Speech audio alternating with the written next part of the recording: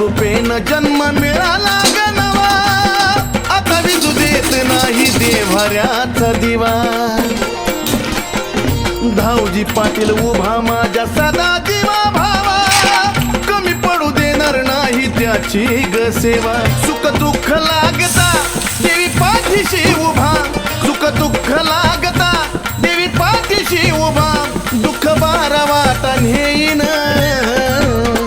तिला शून्यातून उभा केलं काळूबाईनं, तिला शून्यातून उभा केलं काळूबाईनं.